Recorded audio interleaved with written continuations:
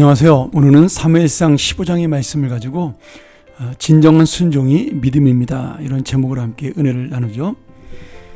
사울은 왕이 된 후에 점점점 변해가기 시작을 합니다.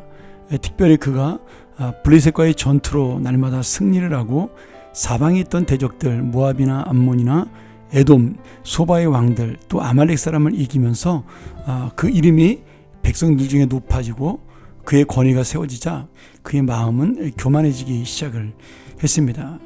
우리가 앞에서 본 대로 13장에 그는 사무엘 선지자가 오지 않았지만 제사장 없이 자기가 먼저 번제를 드리는, 제사를 드리는 그런 잘못을 저지름으로 사무엘이 그의 통치가 길지 못할 것이라고 하나님의 경고를 하게 됩니다. 그리고 본문은 이 사울왕이 사무엘에게 그 경고를 받은 지 23년이 지난 다음에 아말렉과의 전투에서 다시 사무엘을 만나는 장면이 나타나죠. 오늘 23년 만에 사무엘 선지자가 사울에게 나타나서 그동안 끊어졌던 관계를 다시 이을 수 있는 기회를 주고 있습니다. 그것은 하나님께서 출애굽기 17장에 약속했던 아말렉의 그 멸망, 그 아말렉을 심판하시겠다라는 진멸의 예언, 이것을 이루기 위해서 이제 사무엘 선지자가 사울왕에게 와서 당신이 아말렉을 전쟁에서 침략해서 그들을 진멸함으로 하나님의 약속을, 하나님의 말씀을 이루라고 당신에게 승리를 주셨다라고 말씀합니다. 그래서 이 사울왕은 하나님의 약속을 믿고 이 아말렉을 치러 가죠. 아말렉은 원래 에서의 손자였던 아말렉이라는 사람의 후예죠. 그들은 유다 남부 광야 지역을 거점으로 유목 생활을 하면서 광야에서 다른 민족이나 지나가는 사람들을 약탈하던 그런 족속이었습니다. 그런데 이 아말렉은 출애굽할 때 이스라엘 백성이 르비딤에 이를 때 그 약한 이스라엘 진영의 후미를, 정면이 아니라 노약자가 있는 후방을 공격해서 하나님께서는 그 악한 아말렉을 기억하시고 진멸하겠다 약속을 하셨습니다. 그것이 출애굽기 17장의 사건이고 또 신명기 25장 17절부터 이 약속에 대해서 다시 한번 모세에게 주님께서 주시는 말씀이 있죠. 아말렉을 내가 진멸할 것이다. 그리고 오늘 그 진멸하겠다는 하나님의 예언은 사울왕을 통해서 이루어지게 됩니다. 그런데 사울왕은 이 전쟁의 승리에서 완전히 하나님의 약속을 이룰 수가 있었지만 8절과 12절에 보면 그는 왕을 죽이지 않고 아말렉 왕 아각을 포로로 잡았고 그리고 좋은 짐승들을 남겨서 하나님의 진멸하라는 명령을 어기게 됩니다. 아마도 사울왕은 아각을 눈에 보이게 함으로 인해서 사람들에게 자신의 명예를 높이려고 생각을 했고 또 좋은 짐승들은 빼서 자기가 가지려는 욕심도 있었겠죠. 그때 하나님께서 11절에 내가 사울을 왕으로 세운 것을 후회한다라고 말씀하십니다.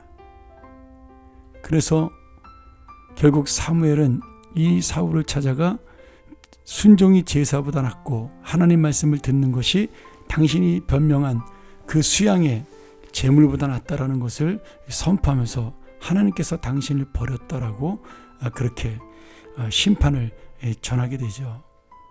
사실 아말렉을 심판하려던 이 사울왕은 하나님 말씀에 불순종함으로 자신이 심판을 받는 그런 안타까운 인생이 되었습니다. 사울의 마음속에 그가 변명을 하지 않습니까?